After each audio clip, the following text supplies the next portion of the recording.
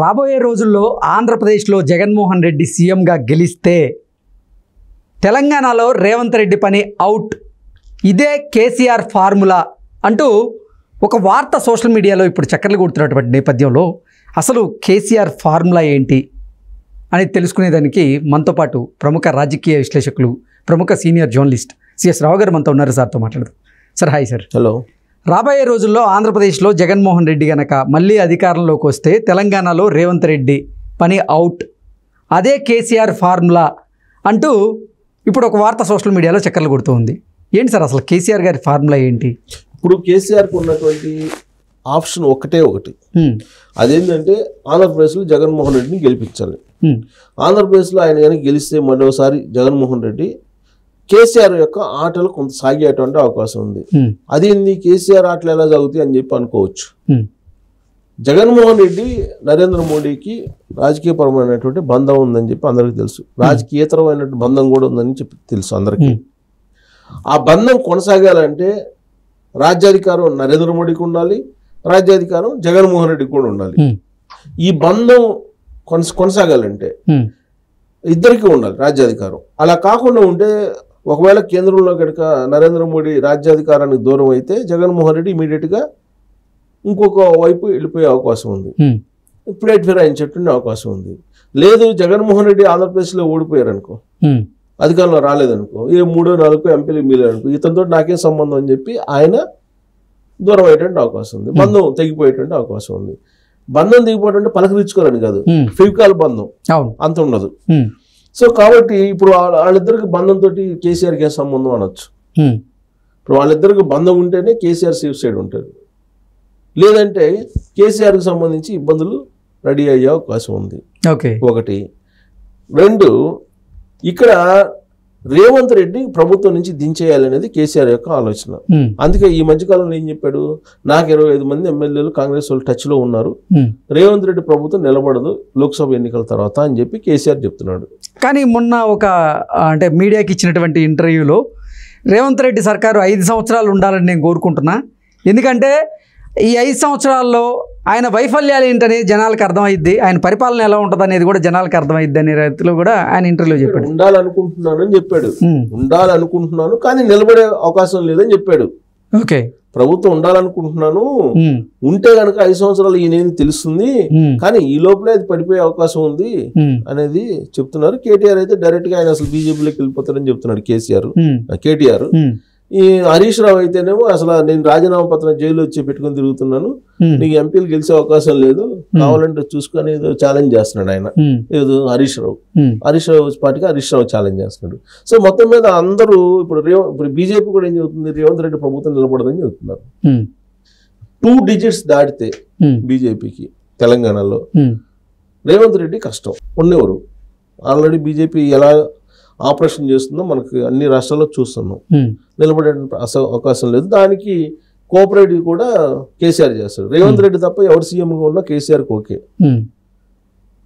అంటే నాకు తెలిసినంత వరకు ఇప్పుడున్నటువంటి సిచ్యువేషన్లో ఆయన సీఎం కావడానికి అవకాశం ఉండదు, ఎందుకంటే ఆయన సీఎం చేయడానికి బీజేపీ అయితే ఒప్పుకోదు, అసలు ఛాన్స్ లేదు. కాబట్టి రేవంత్ రెడ్డి ప్రభుత్వాన్ని పడగొట్టడానికి ఉండేటువంటి అవకాశాలు ఏంటి అని అంటే ఒకటి మొదటి నుంచి వినిపిస్తుంది, అది పొంగులేటి శ్రీనివాసరెడ్డి ద్వారా పడగొట్టేటువంటి అవకాశాలు ఉన్నాయి అనేది ఒకటి వినిపిస్తుంది. పొంగులేటి శ్రీనివాసరెడ్డి జగన్మోహన్ రెడ్డి మనిషి, జగన్మోహన్ రెడ్డి ఏం చెప్తే అది వింటాడు. దాని మీద ఆయన క్లారిఫికేషన్ కూడా ఇచ్చాడు, ఇలాంటి అపోహలు అనుమానాలు నా మీద పెట్టుకోమాకండి, మీరు నాకే డబ్బులు రావాలి, కాంట్రాక్ట్ డబ్బులు, ఇంతవరకు నేను జగన్మోహన్ రెడ్డి ఇవ్వట్లేదు, నేనే అప్పుల్లో ఉన్నాను అనే ఏదో క్లారిటీ ఇవ్వబోయారు. ఎంత క్లారిటీ ఇచ్చే ప్రయత్నం చేసినా కానీ జగన్మోహన్ రెడ్డి కాదని జగన్మోహన్ రెడ్డి చెప్పింది వినకుండా ఉండేటువంటి ప్రసక్తే ఉండదు శ్రీనివాసరెడ్డి. వాళ్ళిద్దరికి ఉన్నటువంటి రాజకీయ బంధం కానీ, లేదా ఇతరత్ర ఆర్థికపరమైన సంబంధాలు కానీ, లేదా కాంట్రాక్టుల సంబంధాలు కానీ, ఏదో వ్యాపారపరమైన సంబంధాలు ఏదో ఉన్నాయి, బలమైనటువంటి సంబంధాలు అయితే ఉన్నాయి. సో దీంతో పొంగులేటి శ్రీనివాసరెడ్డి ద్వారా ప్రభుత్వాన్ని పడగొట్టాలి అని అంటే అక్కడ జగన్మోహన్ రెడ్డి గెలవాలి. జగన్మోహన్ రెడ్డి ఓడిపోయాడు అనుకో, అప్పుడు కేసీఆర్ జగన్మోహన్ రెడ్డి ఇద్దరు కలిసి ఏం చేయలేరు, చేసే అవకాశమే లేదు.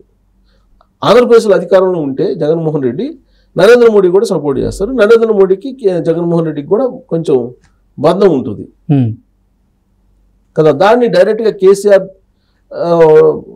జగన్మోహన్ రెడ్డి ద్వారా నడిపించేటువంటి అవకాశం ఉంటుంది అన్ని రకాలుగా. కేంద్రం నుంచి కూడా సపోర్ట్ తీసుకునే అవకాశం. ఇలా అన్ని కోణాల నుంచి కేసీఆర్కు ఉన్నటువంటి ఒకే ఒక ఆప్షన్ జగన్మోహన్ రెడ్డి.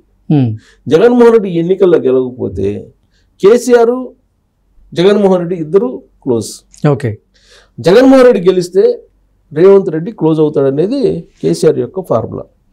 అందుకే ఈ మధ్యకాలంలో ఆయన ఆంధ్రప్రదేశ్ రాజకీయాలు దొరికి నేను వెళ్ళను, అక్కడ ఏం జరిగినా నాకు సంబంధం లేదని చెప్తూనే అక్కడ జగన్మోహన్ రెడ్డి గెలిచే అవకాశం ఉంది సర్వేలో చెప్తున్నాయని చెప్పాడు.